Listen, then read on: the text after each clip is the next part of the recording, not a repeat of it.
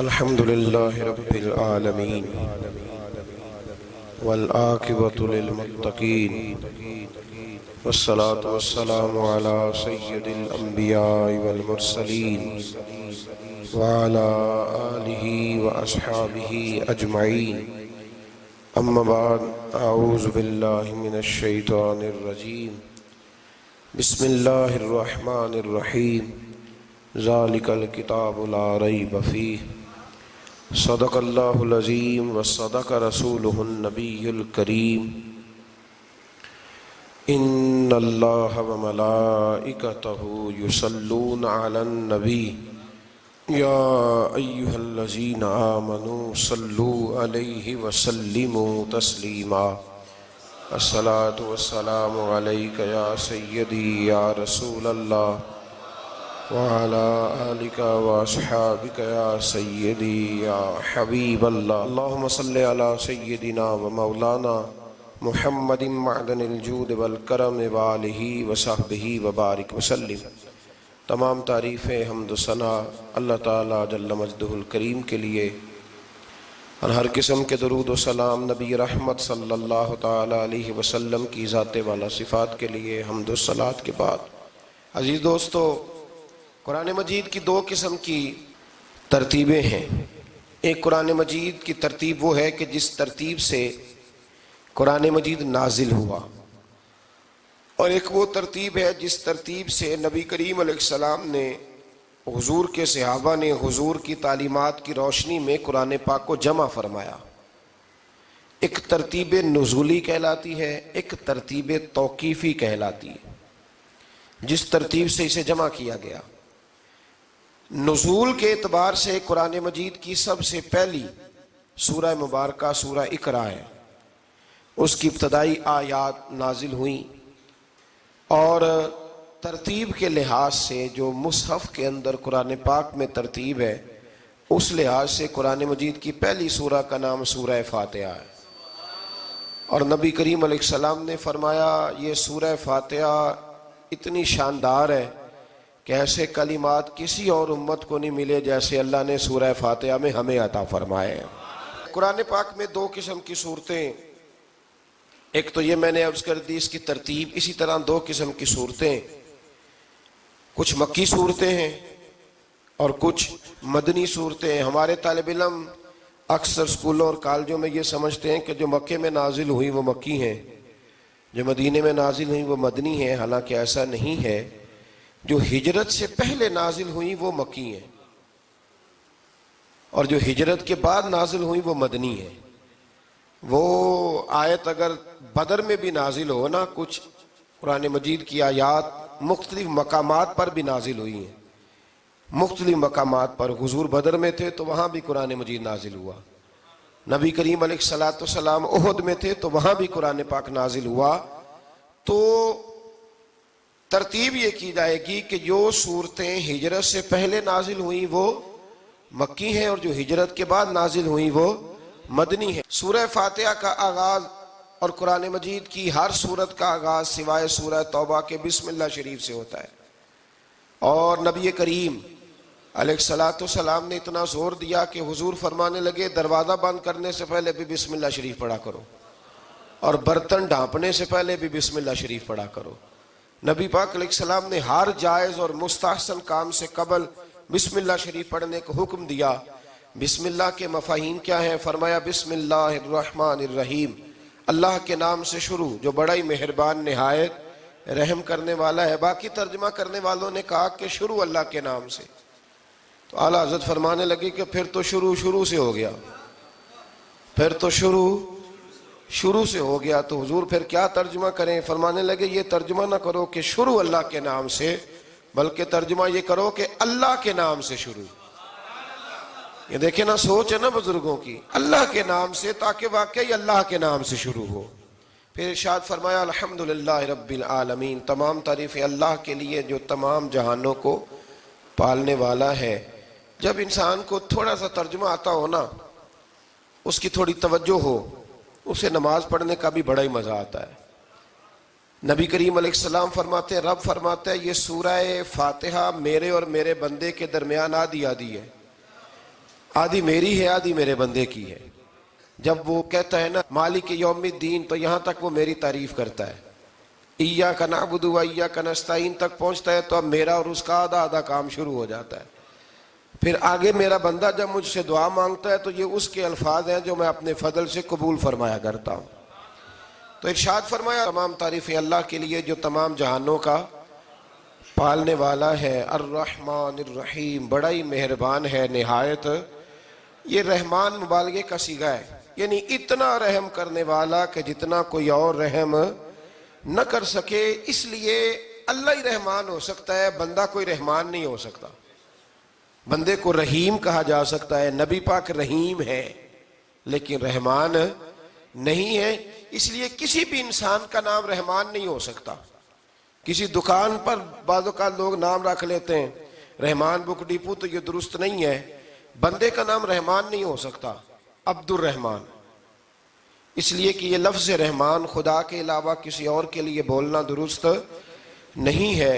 پھر ارشاد فرمایا مالک یوم الدین، اللہ مالک ہے قیامت کے دن کا. تو یا اللہ آج کے دن کا مالک بھی تو ہی ہے. آج جو یکم رمضان مبارک ہے تو اس دن کا مالک بھی اللہ ہی ہے. تو یہ جو خاص کر کہا مالک یوم الدین، اس کا معنی یہ ہے کہ یہاں کچھ لوگ عارضی طور بھی تو بعض چیزوں کے مالک ہیں نا، یہ زمین میری ہے، یہ گھڑی میری ہے، یہ گھر میرا ہے، یہ بچے میرے ہیں. عارضی طور پر بھی تو لوگ مالک ہیں، لیکن قیامت کے دن عارضی طور پر بھی کوئی مالک نہیں ہوگا. قیامت میں ساری بادشاہی فقط میرے اللہ کی ہوگی. بلکہ رب کریم فرمائے گا کہاں ہیں وہ لوگ جو دنیا میں بادشاہ بنا کرتے تھے؟ کدھر ہے؟ بڑے بڑے کج کلا جو کہتے تھے کہ ہم اٹھتے ہیں تو لوگ اٹھتے ہیں، بیٹھتے ہیں تو دنیا بیٹھ جاتی، وہ کہاں ہے؟ جب کوئی نہیں بولے گا تو رب فرمائے گا للہ الواحد القہار، آج ایک رب واحد اور قہار کی حکمرانی ہے. پھر ارشاد فرمایا ایاک نعبد و ایاک نستعین، بے شک ہم تیری ہی عبادت کرتے ہیں اور تجھی سے مدد چاہتے ہیں. عبادت بھی اللہ کی ہے اور مدد بھی.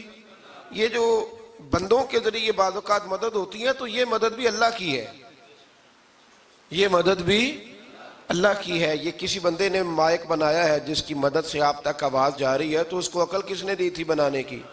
تو پھر مدد کس کی ہوئی؟ اللہ کی. تو دنیا میں کوئی بھی جو مدد کرتا ہے وہ اللہ کے ولی کریں، نبی کرے، پیغمبر کریں، تو وہ مدد کس کی ہے؟ اللہ کی. اس لیے کہ وہ ذاتی طور پر کچھ بھی نہیں کر سکتے. اگر اللہ انہیں توفیق نہ دے وہ کسی کی مدد نہیں کر سکتے. تو ایاک نعبد و ایاک نستعین، ہم تیری ہی عبادت کرتے ہیں، تجھی سے مدد چاہتے ہیں. اہدنا الصراط المستقیم، اے اللہ ہمیں سیدھا راستہ دکھا. کون سا راستہ سیدھا ہے؟ کون سا راستہ سیدھا ہے؟ تو اللہ نے خود ہی فرمایا ایسے ہی نہ بھٹک جانا، راستہ سیدھا وہ ہے صراط الذین انعمت علیہم، ان لوگوں کا راستہ سیدھا ہے جن پر اللہ نے انعام فرمایا ہے. اور وہ کون ہے؟ قرآن مجید نے خود فرمایا انعم اللہ علیہم من النبیین والصدیقین والشہداء والصالحین. وہ نبی ہیں، صدیق ہیں، شہید ہیں اور نیک لوگ ہیں. فرمایا اپنی مرضی کے راستے پہ چلو گے تو بھٹک جاؤ گے. رب کی بارگاہ میں سوال کرنا کہ وہ تمہیں نبیوں کے، صدیقوں کے، شہیدوں کے اور نیک لوگوں کے راستے پہ چلائے. غیر المغضوب علیہم ولا الضالین، نہ ان لوگوں کے راستے پہ چلا جن پر تیرا غضب ہوا، اور نہ ان کے راستے پہ چلا جن پر تو ناراض ہوا، جنہیں تو نے گمراہ کیا. ان لوگوں کے راستے پہ نہ چلا بلکہ ان لوگوں کے راستے پہ چلا جن پر تیرا انعام ہوا. یہ جو لوگ ہیں نا مغضوب علیہم ولا الضالین، ایک گروہ یہودیوں کا ہے اور ایک عیسائیوں کا ہے. کہا جا رہا ہے یا اللہ نہ یہودیوں کے راستے پہ چلا اور نہ عیسائیوں کے راستے پہ چلا، ہمیں تو ابو بکر صدیق کے راستے پہ چلا، ہمیں تو عمر فاروق کے راستے پہ چلا، عثمان غنی، مولا علی اور جناب ابو ہریرہ کے راستے پہ چلا. اب یہ سورہ فاتحہ کا تو میں نے مکمل ترجمہ عرض کیا. سورہ بقرہ یہ قرآن مجید کی سب سے بڑی سورہ ہے. ایک حدیث اس کی فضیلت پہ سن لے. نبی کریم علیہ السلام نے فرمایا جس گھر میں سورۃ بقرہ پڑھی جائے نا، فرمایا جن کیا وہاں سے تو شیطان بھی بھاگ جاتا ہے. سورہ بقرہ گھروں میں پڑھیں، یہ سب سے بڑا تعویذ ہے. اگر گھر میں جنات ہوں، کوئی آسیب ہوں، اور یہ وہ والا تعویذ ہے جو مدینے والے رسول نے عطا فرمایا ہے. یہ سب سے بڑی سورہ ہے. مفسرین فرماتے ہیں اگر کوئی استدلال کی قوت رکھتا ہو تو ایک 100 چیز کا اللہ نے حکم دیا ہے، بلکہ امام اعظم فرماتے ہیں 100 تھوڑی ہے، میری نظر سے پڑھو تو 1000 چیزوں کا حکم دیا ہے، 1000 سے منع کیا ہے، اور 1000 قسم کی نصیحتیں اللہ کریم نے سورہ بقرہ کے اندر فرمائی ہیں. اس سورہ مبارکہ کا جو پہلا رکوع ہے نا، اس میں جو سب سے پہلی آیت ہے وہ ہے الف لام میم. ان کو کہتے ہیں حروف مقطعات. پہلا لفظ ہی جب کوئی قرآن مجید کا پڑھتا ہے نا، بہت بڑا عالم فاضل، بہت بڑا محدث، تو اسے یہ کہنا پڑتا ہے کہ میں نہیں جانتا، اللہ جانتا ہے یا اللہ کا رسول جانتا ہے.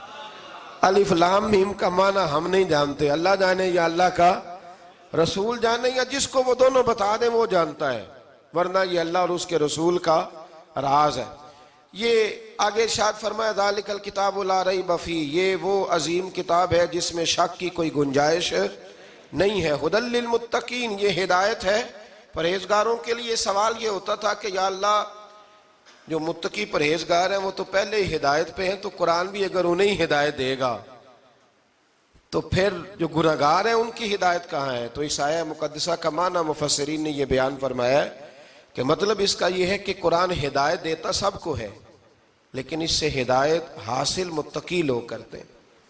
بارش برستی ہے نا سب جگہوں پہ، لیکن اگر کسی نے فرش کرایا ہو، ٹائلیں لگوائی ہو، تو وہاں پھل پھول اگ سکتے ہیں، سبزہ اگ سکتا ہے. اس کے لیے زمین کا زرخیز ہونا شرط ہے.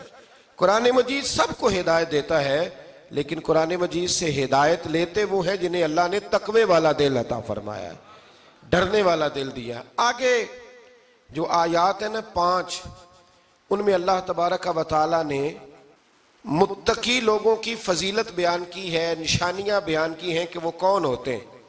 ان میں پہلا ارشاد فرمایا کہ متقی وہ ہوتا ہے جو غیب پہ ایمان لے آتا ہے، اس چکر میں نہیں پڑتا کہ آنکھوں سے دیکھوں گا تو مانوں گا. اور دوسرا فرمایا متقی وہ ہوتا ہے جو نماز قائم کرتا ہے اور اللہ کے دیے ہوئے رزق سے اللہ کے راستے میں خرچ کرتا ہے.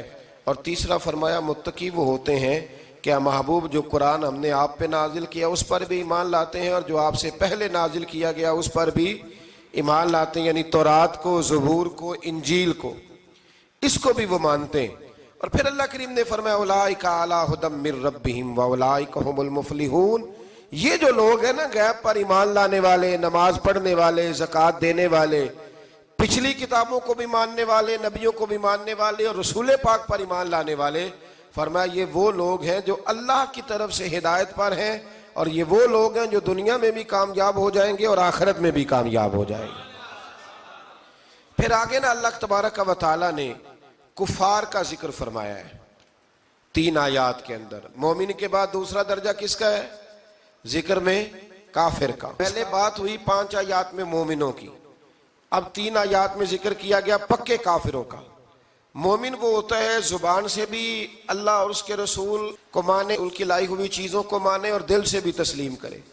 اور کافر وہ ہوتا ہے کہ جو نہ زبان سے مانتا ہے اور نہ ہی دل سے تسلیم کرتا ہے. پھر اللہ تبارک و تعالیٰ نے 13 آیات کے اندر 3 آیتوں میں کافروں کا ذکر کیا، اور 13 آیات کے اندر پھر منافقین کا ذکر فرمایا ہے. منافق اس کو کہتے ہیں، منافق اس کو کہتے ہیں جو زبان سے تو دعوے اونچے اونچے کرتا ہے ایمان کے، لیکن اس کے دل میں ایمان موجود نہیں ہوتا. آپ حیران ہوں گے، یہیں پہ بات کو ذرا غور سے سمجھیں کہ مومنوں کا ذکر 5 آیات میں اور کفار کا 3 آیات میں، پکے کفار کا. اور منافقین کے لیے اللہ نے اگلے ہی رکوع میں 13 آیات بیان فرمائی. 13. یہ خطرناک گروہ ہے منافقین کا، یہ خوفناک لوگ ہیں. یہ وہ چھپی ہوئی بیماری ہے کہ جس کو پکڑنا تھوڑا مشکل ہے. کچھ بیماریوں کو ڈاکٹر کہتے ہیں نا یہ خاموش قاتل ہے، قتل کر دیتی ہے پر پتہ نہیں لگنے دیتی. اسی طرح منافقین کا ٹولہ ہے. قرآن مجید کہتا ہے ان منافقین کے بارے میں وَمِنَ النَّاسِ مَن يَقُولُ آمَنَّا بِاللَّهِ وَبِالْيَوْمِ الْآخِرِ وَمَا هُمْ بِمُؤْمِنِينَ. اے محبوب کچھ لوگ کہتے ہیں ہم اللہ اور آخرت پر ایمان لائے، لیکن وہ ایمان لانے والے نہیں ہیں. تو جب رب کہتا ہے نہیں ہے، آج کسی کو کہہ دیا جائے نا کہ وہ بندہ جھوٹا کلمہ پڑھتا ہے، اس کی باتیں نہیں بتاتی، تو کہتے ہو آپ ایک کلمہ گو کو برا کہہ رہے. تو یہاں تو اللہ ان کے کلمے کا بھی اعلان فرما رہا ہے اور ان کے نفاق کا بھی اعلان 13 آیات میں. اور رب فرماتا ہے یخادعون اللہ والذین آمنوا وما یخدعون الا انفسهم وما یشعرون. فرمایا وہ اللہ کو دھوکہ دینا چاہتے ہیں مومنوں کو، حالانکہ نہیں دھوکہ دیتے مگر اپنی ہی جانوں کو، انہیں شعور ہی نہیں. اللہ تبارک و تعالیٰ نے 13 آیات کے اندر مکہ مکرمہ میں منافق کوئی نہیں تھا جب تک حضور نے ہجرت نہیں کی تھی. کیوں؟ اس لیے کہ وہاں جو کلمہ پڑھتا تھا اسے مار کھانی پڑتی تھی. تو کسی کو کیا مصیبت پڑی تھی جھوٹا کلمہ پڑھ کے مار کھائے. مدینے میں جب اسلامی حکومت قائم ہو گئی نا تو کچھ لوگوں نے اسلامی حکومت سے فائدہ لینے کے لیے جھوٹے موٹے کلمے پڑھ لیے، اندر کفر رکھتے تھے، اوپر سے اظہار اسلام کرتے تھے. تو رب فرماتا ہے کہ ان کا یہ ایمان قابل قبول نہیں ہے. تو یا اللہ پھر کس کا ایمان قابل قبول ہے؟ تو اللہ کریم نے فرمایا وَإِذَا قِيلَ لَهُمْ آمِنُوا كَمَا آمَنَ النَّاسِ. جب ان سے کہا جاتا ہے نا اس طرح ایمان لاؤ جس طرح دوسرے لوگ لائے، یعنی ابو بکر صدیق کی طرح ایمان لاؤ، عمر فاروق کی طرح ایمان لاؤ، عثمان غنی کی طرح، مولا علی کی طرح، بلال حبشی کی طرح. تو کیا جواب دیتے ہیں؟ قالوا انؤمن كما آمن السفهاء. کیا اس طرح ایمان لائیں جس طرح یہ بیوقوف ایمان لائے؟ الا انہم هم السفهاء. اللہ فرماتا ہے خبردار بے شک وہی بیوقوف ہے، ولکن لا يعلمون، لیکن انہیں اس کا علم نہیں ہے. وہ کہا کرتے تھے کہ یہ تو بیوقوف ہے معاذ اللہ. ابو بکر صدیق نے سارا ہی مال دے دیا نبی پاک کو، عمر فاروق نے آدھا دے دیا، مولا علی نے سارا کچھ حضور کے نام کر دیا، عثمان جو کماتے محنت کے ساتھ وہ سارا وہاں جا کے پیش کر دیتے، تو بیوقوفی ہے. آج بھی کچھ لوگ کہتے ہیں کلمہ پڑھنا چاہیے سیدھا سیدھا. یہ کیا بات ہو گئی کہ اب بندہ مسیتڑ ہی ہو جائے؟ کاروبار بھی تو کرنا ہے نا، نماز روزہ بھی تو بیوقوفی ہے. اللہ جواب دیتا ہے، فرمایا الا انہم هم السفہاء، خبردار بیوقوف تو تم ہو کہ میرے محبوب کی شریعت کا، دین کا، روحانیت کا سورج چمک رہا اور تم نے فیض ہی کوئی نہیں حاصل کیا. تو میرے بھائیوں، صحابہ کا ایمان وہ ایمان ہے، اہل بیت نبوت کا وہ ایمان ہے کہ اللہ کو ایمان بھی وہ والا پسند ہے جو حضور کے غلاموں جیسا ایمان ہو. اللہ تبارک و تعالیٰ نے منافقین کا ذکر فرمایا تو پھر اللہ کریم نے فرمایا یہ تو وہ بیوقوف لوگ ہیں اس آدمی کی طرح جو آگ جب پوری جلا لیتا ہے نا روشنی پھیل جاتی ہے تو پھر اللہ اس کا نور لے جاتا ہے. انہوں نے بھی چلاکیاں کر کے تھوڑا سا ماحول بنایا تھا تو اللہ نے ان کے سارے پردے کھول دیے. ان کے پاس کچھ باقی بچا، ان کے پردے کھول گئے. رسول کریم علیہ السلام کی بارگاہ میں نا ایک دن ان منافقین نے شرارت کر دی. منافقین نے شرارت کیا کی؟ جب حضور صلی اللہ علیہ وسلم نے فرمایا نا پوچھو جو پوچھنا ہے، تو امام راضی کہتے ہیں یہ پیچھے نمازیں پڑھتے تھے، یہ 313 تھے حضور کے پیچھے. اگر مدینے میں رہ کے منافق ہو سکتے ہیں تو باقی ملکوں میں بھی تو ہو ہی سکتے ہیں نا جی. حضور کے پیچھے نمازیں پڑھتے تھے تو ایک دن کہنے لگے جی یہ کہتے ہیں جو مرضی پوچھو تو ہم پیچھے نمازیں پڑھتے ہیں، ہمارا انہیں پتہ نہیں.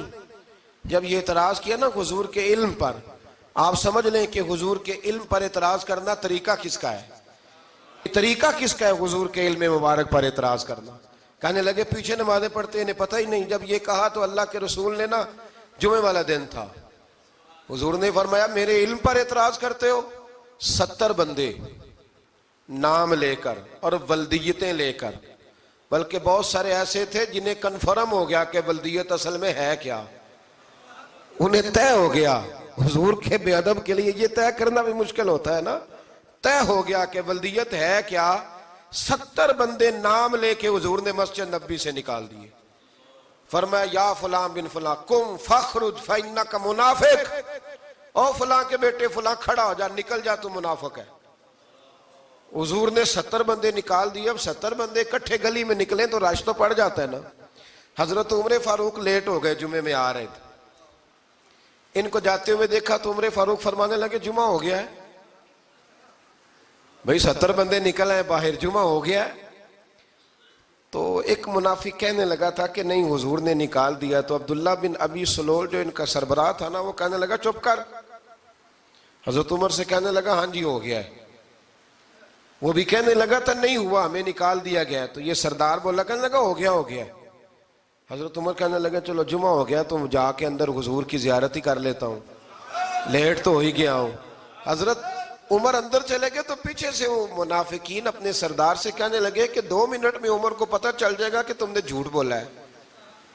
عمر کو جا کے پتہ چل جائے، کہنے لگا بڑے پاگل ہو، میں نے تمہاری جان بچائی ہے، نبی پاک نے تو مسجد سے نکالا ہے نا۔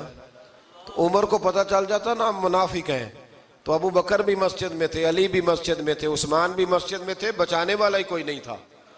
عمر نے تلوار لے کے تو دنیا سے ہی نکال دینا تھا، تو میں نے جان بچائی ہے، آپ جائیں گے نا اندر تو حضور ٹھنڈا کر دیں گے، فرمائیں گے چلو میں نے نکال جو دیا ہے۔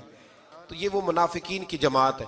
دوسرے سے تیسرے رکوع میں نا اللہ تعالیٰ نے انسان کو یاد کرایا ہے کہ تو نے عبادت اپنے رب کی کرنی ہے، اور فرمایا رب تمہارا وہ ہے جس نے تمہارے لیے زمین کو فرش بنایا ہے، آسمان کو چھت بنایا ہے، اور آسمان سے پانی برسا کے تو زمین سے پھل اگائے ہیں، رزق لکم، وہ بھی تیرے کھانے کے لیے اگائے ہیں۔ وہ جو آسمان سے بارش برسا کے زمین سے سبز اور پھل اگائے ہیں تو وہ بھی تیرے لیے۔ جب سارا کچھ تیرے لیے بنایا تو بھی تو عبادت کرنا اپنے رب کی، پھر کسی کو اس کا شریک نہ ٹھہرا۔ ایک چیلنج بھی کیا قرآن مجید نے اس رکوع کے اندر۔ کہا کرتے تھے مکے کے لوگ کہ آپ قرآن مجید کی آیتیں نبی کریم علیہ السلام سے کہا کرتے تھے کہ معاذ اللہ آپ خود بناتے ہیں، بنا کے لاتے ہیں۔ تو اللہ کریم نے فرمایا وَإِن كُنتُمْ فِي رَيْبٍ مِّمَّا نَزَّلْنَا عَلَىٰ عَبْدِنَا فَأْتُوا بِسُورَةٍ مِّن مِّثْلِهِ، اگر تمہیں شک ہو نا اس میں جو ہم نے بندہ خاص پہ نازل کیا ہے تو تم بھی اس جیسی ایک صورت بنا کے لاؤ۔ پڑھے لکھے تو تم بھی ہو نا، مکے میں تم بھی رہتے ہو، تو ایک صورت بنا کے لاؤ۔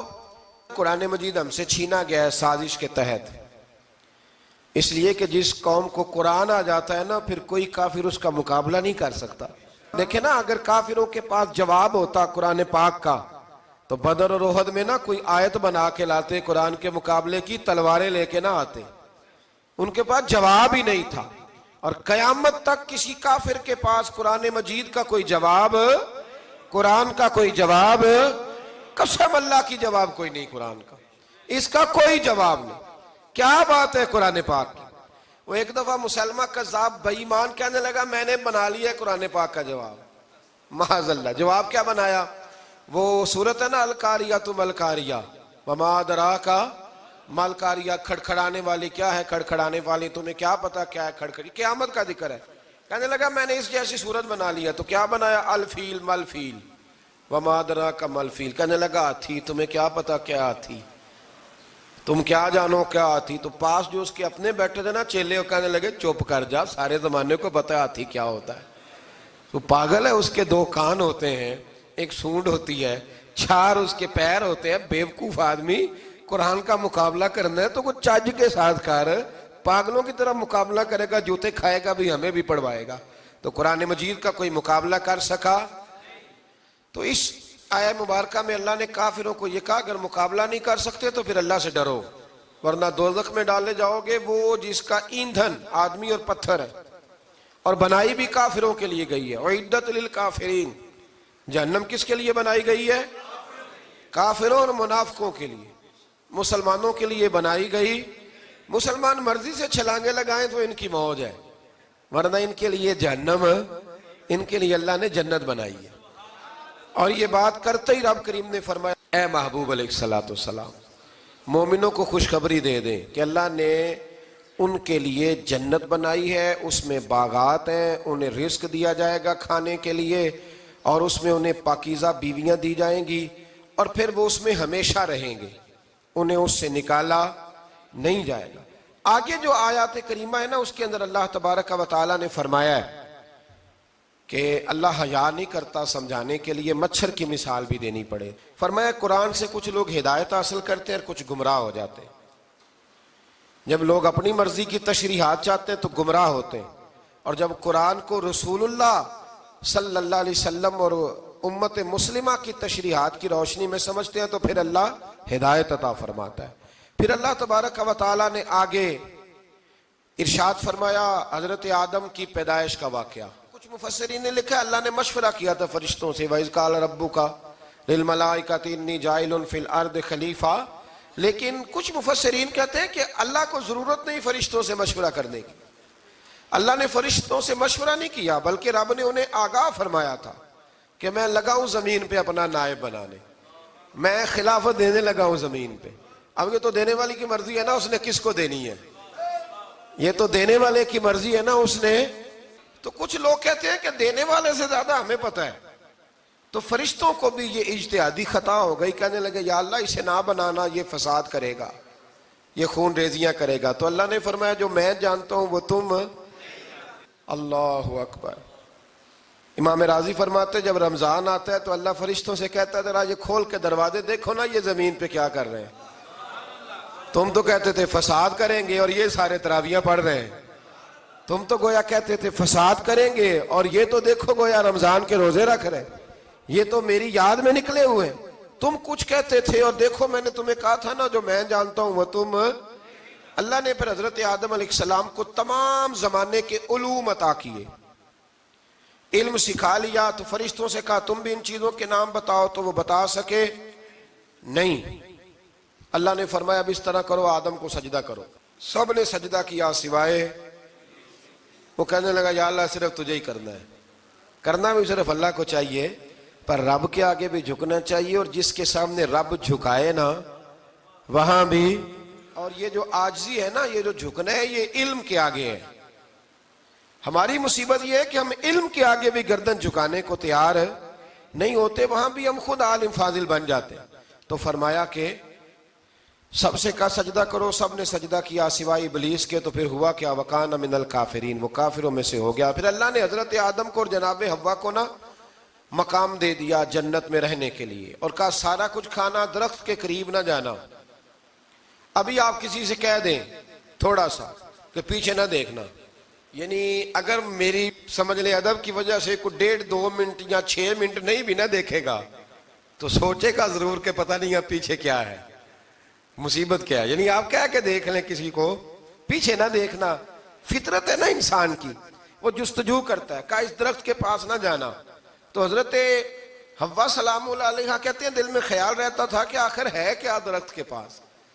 یہی انسان کا عقیدہ توحید ہے کہ جہاں سے رب منع کر دے وہاں وہ منع ہو جائے. اور یہ ان کی خطا نہیں تھی، یہ اللہ کی حکمت تھی، چونکہ رب نے تو پہلے کہہ دیا تھا بنایا ہی زمین کے لیے، تو یہ تو سارا کچھ ہونا تھا تو زمین پہ آنا تھا نا. تو حضرت حوا اور جناب آدم کے پاس شیطان آیا. اب اس کو نکال تو دیا تھا پر ابھی اس کا جنت میں آنا جانا بند نہیں ہوا تھا، یہ بھی اللہ کی حکمت تھی. تو وہ کہنے لگا تمہیں پتہ ہے بعد میں مر جاؤ گے. تو حضرت حوا کہنے لگی کیا موت بھی آئے گی؟ کہاں، اس کی تکلیف بھی بڑی ہوگی، تو پھر بچیں گے کیسے؟ تو کہنے لگے پھل کھا لو اس درخت کا. تو بچنے کے لیے پھل کھایا تھا. جس طرح لوگ آج بہت سارے کام بچنے کے لیے کرتے ہیں پر بچ سکتے، بچنے کے لیے پھل کھایا. تو اللہ نے فرمایا زمین پہ چلے جاؤ. تو حضرت آدم زمین پہ آئے، پھر کئی 100 سال روتے رہے. فَتَلَقَّى آدَمُ مِن رَبِّهِ کَلِمَاتٍ. تو پھر اللہ نے خود ہی جناب آدم کو کچھ کلمے سکھائے. علامہ اسماعیل لکی فرماتے ہیں وہ کلمے یہ تھے کہ حضرت آدم نے میرے نبی کا وسیلہ پیش کیا، تو اللہ کریم نے جناب آدم کی دعا کو مقبول فرما لیا. پھر آگے بنی اسرائیل کا ذکر آ جاتا ہے. اللہ تعالیٰ نے بنی اسرائیل، آج آپ اسی قوم کو یہودی کہتے ہیں، ان کو اللہ نے اس زمانے میں فضیلت عطا کی تھی بہت زیادہ. تو عرب کے اندر جب نبی پاک علیہ السلام نے اعلان نبوت کیا تو کچھ لوگوں نے یہ کہہ دیا کہ اگر یہ یہودی کلمہ پڑھ لیں گے تو ہم بھی پڑھ لیں گے. تو پھر اللہ نے انہیں یاد کرایا کہ تم اصل میں کیا ہو، تمہیں کلمہ پڑھنا چاہیے.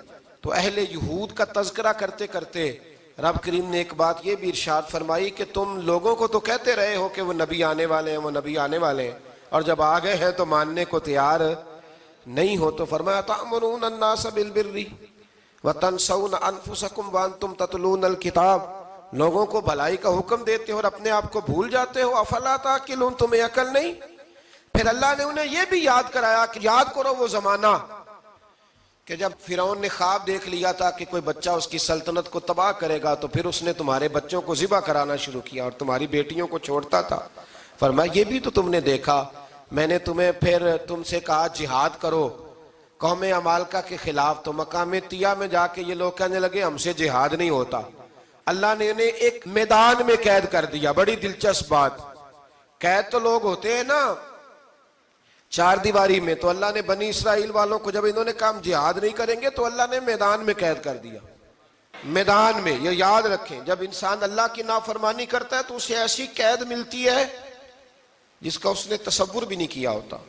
ایک میدان ہے مقام طیہ, قید ہو گئے. سارا دن سفر کرتے تھے, سارا دن. تو رات کو تھک کے سوتے تھے, صبح اٹھتے تھے نا جب, تو وہیں ہوتے تھے جہاں کل صبح چلے تھے. تو رب جب کسی کو قیدی بناتا ہے تو اسے زنجیروں کی, سلاخوں کی ضرورت. دعا فرمائے اللہ تبارک و تعالی غموں سے نجات عطا فرمائے. یہ دعا فرمائے. ایسی قید دیتا ہے کہ جس سے پھر چھٹکارا ہو سکتا. تو بنی اسرائیل کا بہت زیادہ تذکرہ اس پارے میں اللہ تبارک و تعالی نے پھر بیان کیا, اور پھر کہا کہ انہیں جو حکم دیا جاتا تھا یہ اس کی سرتابی کرتے تھے. پھر اللہ نے ان پر ذلت نازل کر دی اور یہ ہمیشہ اس کا شکار رہے. قوم سبت کا ذکر فرمایا اللہ نے. ہفتے والے دن کچھ لوگ نافرمانی کرتے تھے. ہمارے بھی ہیلے بہانے ہیں نا آج کل کاروبار میں. تو اسی سپارے کی آیت نمبر 65 کے اندر اللہ تعالیٰ نے حضرت داؤد کی قوم کا ذکر کیا کہ اللہ نے انہیں حکم دیا تھا کہ ہفتے والے دن مچھلیاں نہیں پکڑنی. تو وہ کہتے تھے چلو ہاتھ لگا کے نہیں پکڑنی, ہاتھ لگا کے. وہ ہمارے لوگ ہیلے بہانے تلاش کر لیتے ہیں نا. وہ بڑے جناب انشورنس والا آ گیا, اب وہ بینک والا آ گیا, وہ فلانے صاحب آ گئے, وہ تروڑ مروڑ کے کہانیاں باتیں, اور پھر ہمیں بھی رستے مل جاتے ہیں بچنے کے. مفتی صاحب نے کہہ دیا تھا, ایک مولانا سے میں نے ان کو کہا ہفتے والے دن مچھلیاں نہیں پکڑنی. کہا نہیں پکڑتے, چھوٹے چھوٹے حوض بنا لیے. تو مچھلیاں زیادہ آتی تھی اس دن, یہ بھی اللہ کی قدرت تھی. نماز کے وقت گاہک زیادہ آتے ہیں, یہ اس کی قدرت ہوتی ہے. تو وہ مچھلیاں حوض میں جمع ہو جاتی ہیں. یوں سمجھ لیں کہ جال انہوں نے لگا لیے ہوئے تھے, تو جال میں وہ پھنستی رہتی تھی, حوضوں میں آتی رہتی تھی. ہفتے کو نہیں پکڑتے تھے, اتوار کو پکڑ لیتے تھے. تو پھر اللہ نے انہیں سزا دی. فرمایا تماشے کرتے ہو اللہ کے حکم کے ساتھ. کیا سزا دی؟ فَقُلْنَا لَهُمْ كُونُوا قِرَادَةً خَاسِئِينَ. فرمایا بندر بن جاؤ دھتکارے ہوئے. جو رزق حرام طریقے سے کماتے تھے رب انہیں بندر بنا دیتا تھا. ابھی بھی میں نے دیکھے ہیں بڑے بڑے تاجر پاگلوں جیسی زندگی گزار رہے ہیں. نفسیاتی طور پہ سکون نہیں ہے, کروڑوں روپیہ پڑا ہے. کیوں؟ اس لیے کہ رب کے بتائے ہوئے طریقے کے مطابق تجارت نہیں کرتے. آگے ایک اور دلچسپ بات آ گئی. بنی اسرائیل کے اندر نا ایک شخص نے اپنے چچا کو قتل کر دیا جائیداد کے لیے. یہ دیکھیں کب سے لوگ جائیداد کے لیے قتل کرتے آ رہے ہیں. چچا کو قتل کر دیا, اور قتل کر کے حضرت موسیٰ علیہ السلام کے پاس آئے کہ میرے چچا کو کسی نے قتل کر دیا ہے, تو بتائیں کیا کرنا ہے. تو آپ نے فرمایا کہ گائے ذبح کرو, اور اس کا ایک ٹکڑا مقتول کو مارو, مرنے والے کو. وہ خود اٹھ کے بتا دے گا مجھے کس نے قتل کیا ہے. اب ارادہ نہیں تھا گائے ذبح کرنے کا, تو بہانے کرنے لگے. ارادہ نہیں نہ ہوتا تو پھر کیا ہوتے ہیں, کہنے لگے گائے کس طرح کی ہو, بوڑھی ہو کہ بچی ہو, رنگ کیسا ہو, جوان ہو کہ چھوٹی ہو, حال میں ایک دفعہ چلنا سیکھ گئی ہو یا ابھی نہ سیکھی ہو. تو بتاتے گئے تو رب بھی شرطیں بیان کرتا گیا. گہرے زرد رنگ کی ہو, حال کے اندر اسے نہ چلایا گیا ہو, پانی نہ نکالا گیا ہو, نہ بچی ہو نہ جوان ہو, اس کے درمیان ہو. یہ ساری شرطیں کہاں پائی جاتی تھیں؟ حضرت موسیٰ علیہ السلام کی قوم کا ایک شخص تھا جو اللہ کا ولی تھا. وہ جب انتقال کرنے لگا نا, اللہ اکبر, دیکھو رب ولیوں کی اولادوں پر بھی کتنا فضل فرماتا ہے. وہ جب انتقال کرنے لگا تو ایک اس کے پاس چھوٹی سی بچیا تھی, گائے کی بچی.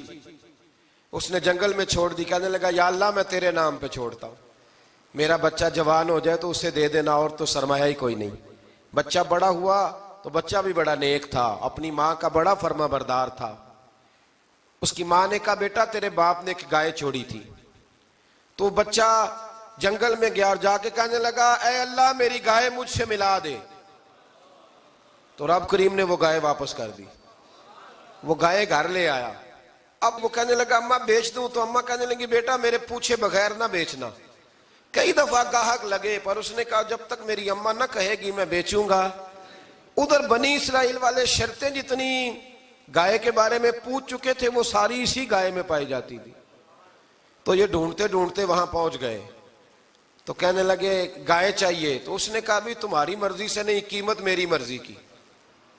ایک مفسر نے تو یہاں تک لکھا ہے کہ اس نے کہا گائے ذبح کر کے نا، تو جتنا گائے کے اندر گوشت ہوگا نا اتنا ہی کھال کے اندر تم مجھے مال بھر کے دو گے، اتنے ہی سکے بھر کے دو گے، اتنی اشرفیاں بھر کے دو گے تو پھر تمہیں گائے دوں گا۔ تو پھر یہ گائے انہیں ملی اور یہ گائے لے کر کے آئے۔ زیادہ سوالات نہ کرتے تو زیادہ الجھتے نہ۔ ہم بھی دین کے معاملے میں بڑے سوال جواب کرتے ہیں، اتنا سوال کریں جتنی اس کی ضرورت ہے۔ ان لوگوں نے سوالات زیادہ کیے تو پھر الجھ زیادہ گئے۔ تو میرے بھائی اس کا ذکر بھی اللہ تبارک و تعالیٰ نے پہلے پارے کے اندر بیان فرمایا۔ پھر اللہ کریم نے فرمایا کہ کچھ ایسے لوگ بھی ہیں یہودیوں میں سے جن کا دعویٰ ہو گیا ہے کہ ہم اللہ کے بڑے پیارے ہیں۔ فرمایا یہ صرف ان کے منہ کی باتیں ہیں، یہ تو قیامت میں پتہ چلے گا نا کہ اللہ کا پیار کس کے ساتھ زیادہ ہے۔ اور پھر یہ بھی یہودیوں نے دعویٰ کیا ہے، اسی پارے میں اللہ فرماتے ہیں کہ ان کا دعویٰ ہے کہ ہم اللہ کے بڑے پیارے ہیں، جنت میں ہم ہی جائیں گے۔ تو اللہ فرماتے ہیں پھر مرنے کی دعا تو کرو، جنت میں تو مر کے جانا ہے نا۔ لیکن رب فرماتے ہیں یہ کبھی مرنے کی دعا نہیں کریں گے، اس لیے کہ انہیں پتہ ہے کہ ہم نے آخرت کے لیے کیا بھیجا۔ لیکن جی پہلا حکم آ گیا یا ایھا الذین آمنوا کہہ کے، پہلی آیت قرآن پاک کی پہلے سپارے میں پہلی آیت جس میں اللہ نے کہا یا ایھا الذین آمنوا، تو پہلا حکم آمنوا کہہ کے آیت نمبر 104 میں جو اللہ نے حکم دیا ہے نا وہ نبی پاک کی تعظیم کا حکم ہے۔ پہلا حکم ہی اللہ نے حضور کی عزت اور ناموس کا ارشاد فرمایا۔ پہلا اس ترتیب کے لحاظ سے وہ ہوا یہ کہ جب نبی پاک کو بات ارشاد کرتے تو صحابہ کرام اٹھ کے عرض کرتے رائینا یا رسول اللہ، حضور سمجھ نہیں آئی ذرا رعایت کر دیں۔ تو یہودیوں کی عبرانی زبان کے اندر نہ ذرا کھینچ کے پڑھتے تھے رائینا، تو اس کا معنی بنتا تھا معاذ اللہ اے ہمارے چرواہے، بکریاں چرانے والے کو بھی وہ رائینا کہتے تھے۔ تو جب صحابہ یہ کہنے لگے تو اللہ نے منع ہی کر دیا، فرمایا میرے محبوب کے غلاموں اس لفظ کے پیچھے چھپ کے لوگ میرے نبی کی بے ادبی کر جاتے ہیں، تو جس لفظ کا کوئی ایک معنی بے ادبی والا بنتا ہو وہ لفظ بھی میرے نبی کے لیے نہ کہو، لفظ وہ والے کہو جس میں کوئی بے ادبی کا معنی نکلے نہ۔ یہاں لوگوں نے بڑے بڑے لفظ نہیں بول دیے، پھر کہتے میرا مطلب یہ تھا، میرا مطلب وہ تھا، تو تو نے وہ لفظ بولا کیوں جس کا کوئی غلط مطلب بھی نکل سکتا تھا۔ اللہ نے فرمایا یا ایھا الذین آمنوا لا تقولوا رائینا، اے ایمان والو رائینا کہو ہی نہ۔ تو یا اللہ کیا کہیں؟ فرمایا وقولوا انظرنا، تم کہو یا رسول اللہ ایک نظر فرمائیے۔ انداز دیکھیے، انظرنا ایک نظر۔ تو ہمارے بزرگ تو پہلے ہی بڑے پیار والوں نے کہہ دیا یا رسول اللہ انظر حالنا۔ کہتے کہاں سے لاتے ہو جملے؟ میں نے کہا اللہ کی کتاب سے۔ یا رسول اللہ انظر حالنا یا حبیب اللہ اسمع قالا، تو تم کہو انظرنا محبوب نظر کرم کرے، واسمعوا، اور کیا ضرورت ہے دوبارہ پوچھنے کی؟ اللہ کہتا ہے پہلے ہی دھیان سے سنا کرو، پہلے ہی واسمعوا، پہلے ہی احتیاط سے سنو، وللکافرین عذاب علیم، اور کافروں کے لیے دردناک عذاب ہے۔ لے جی اسی پارے میں اللہ تبارک و تعالیٰ نے پھر اہل یہود کا ذکر کیا۔ تو یہود کہنے لگے کہ ہم حضرت ابراہیم کے ماننے والے ہیں، تو اللہ کریم نے وہ بھی ذکر کیا کہ میں نے تو ابراہیم کو آزمایا ہے، وَإِذِ ابْتَلَىٰ إِبْرَاهِيمَ رَبُّهُ بِكَلِمَاتٍ فَأَتَمَّهُنَّ، ہم نے ابراہیم کو کچھ چیزوں سے آزمایا ہے، وہ ہماری آزمائش پہ پورے اترے۔ قَالَ إِنِّي جَاعِلُكَ لِلنَّاسِ إِمَامًا، تو پھر ہم نے انہیں کہا کہ ہم آپ کو پوری دنیا کا امام بنائیں گے۔ وہ آزمائش کیا تھی؟ آگ میں جانا بھی آزمائش، بیٹے کا نہ ہونا بھی آزمائش، بیٹا ہوا تو پھر اسے وادی غیر ذی زرع میں چھوڑ کے آنا بھی آزمائش، بڑا ہوا تو پھر ذبح کرنا بھی آزمائش۔ فرمایا جہاں جہاں آزمایا ہے نا ابراہیم ہماری آزمائش میں پورے اترے۔ فرمایا تو مفت میں حضرت ابراہیم کی اولاد بنتے ہو اور ان کا نام لیتے ہو اور ان کے ساتھ اپنا تعلق بناتے ہو، دیکھو تو صحیح وہ کتنی آزمائشوں سے گزرے۔ تو اس کا بھی اللہ نے اسی میں ذکر فرمایا۔ اور پھر وہ بات کرتے تھے حضرت یعقوب کی اور حضرت اسحاق کی، تو فرمایا وہ تو ہمارے اتنے خاص بندے تھے کہ وصال کے وقت بھی انہوں نے اپنی اولادوں کو نصیحت فرمائی تھی کہ اللہ کی توحید پہ قائم رہنا، اس کا ذکر بھی اللہ نے اسی پارے میں بیان فرمایا۔ اور جو حضرت ابراہیم اور جناب اسماعیل نے کعبہ تعمیر کیا تو اس کا ذکر بھی اللہ تعالیٰ نے اسی پارے میں فرمایا جب وہ کعبہ بنا رہے تھے تو کہہ رہے تھے ربنا تقبل منا، کہہ رہے تھے اے اللہ بنا ہم نے دیا ہے پر مہربانی فرما ہم سے قبول فرما لے۔ تو جو آیہ کریمہ آخر میں عرض کرنا چاہتا ہوں اس پر بھی تھوڑی توجہ فرمائیں گے تو بات بڑی نکھر کے باہر آئے گی۔ یہ 16ویں رکوع کے اندر اللہ نے پھر یہود کا اور عیسائیت کا ذکر فرمایا تو اللہ کریم نے ایک بات ارشاد فرمائی، یہودیوں کے ہاں جب کوئی بچہ پیدا ہوتا تھا پیلے رنگ کے ساتھ اس کو رنگتے تھے، یا کوئی خاص رنگ تھا ان کا، بچہ پیدا ہوتا تو اس پر وہ رنگ چڑھاتے کہ یہ جی ہمارے مذہب کا رنگ ہے۔ ہمارے ہاں بھی رسمیں ہیں نا اپنی اپنی، معاذ اللہ اپنی اپنی نہیں ہونی چاہیے، اللہ رسول کا حکم ہونا چاہیے۔ تو یہودیوں کے ہاں بچہ پیدا ہوتا تو ایک خاص رنگ چڑھاتے، عیسائیوں کے ہاں پیدا ہوتا تو وہ بھی ایک خاص رنگ چڑھاتے۔ تو مسلمانوں کے ہاں بچے پیدا ہوئے تو انہوں نے بھی توجہ کی کہ یہ کیا ہو رہا ہے، تو رب کریم نے فرمایا صبغۃ اللہ، رنگ اللہ کا ہی ہے۔ ومن احسن من اللہ صبغہ، اور فرمایا اللہ کے رنگ سے زیادہ خوبصورت کس کا رنگ ہو سکتا ہے؟ اللہ کا رنگ کیا ہے؟ لا الہ الا اللہ محمد الرسول اللہ صلی اللہ علیہ۔ فرمایا نیلے پیلے کالے رنگ نہ چڑھاؤ، اپنے ذہن پر توحید و رسالت کا رنگ چڑھاؤ، یہ سب سے بہترین رنگ ہے۔ اگر تمہارے ذہنوں پر رب رسول کی توحید کا رنگ چڑھ گیا تو یہ وہ والا رنگ ہے، پھر تمہیں کسی اور رنگ کی طرف جانے کی ضرورت نہیں پڑے گی۔ تو فرمایا رنگ وہ پیدا کرو جو توحید کا ہے، رسالت کا ہے، اس رنگ کی توجہ کرو۔ قرآن مجید کے اس پارے میں اللہ کریم نے مختلف باتیں بیان کر کے آخری رکوع میں یہ جو رنگ کا ذکر فرمایا نا، تو یہ لگتا ہے پورے پارے کا خلاصہ ہے کہ رب کریم نے فرمایا اصل بات یہ ہے کہ تمہاری سوچوں پہ رب رسول کی توحید و رسالت کا رنگ ہونا چاہیے۔ ہر وقت بچہ پیدا ہو، کوئی دنیا سے جائے تو رنگ کس کا ہونا چاہیے؟ اللہ رسول کے دین کا۔ اللہ تعالی ہمیں سمجھنے کی توفیق عطا فرمائے۔ آخر دعوانا ان الحمدللہ۔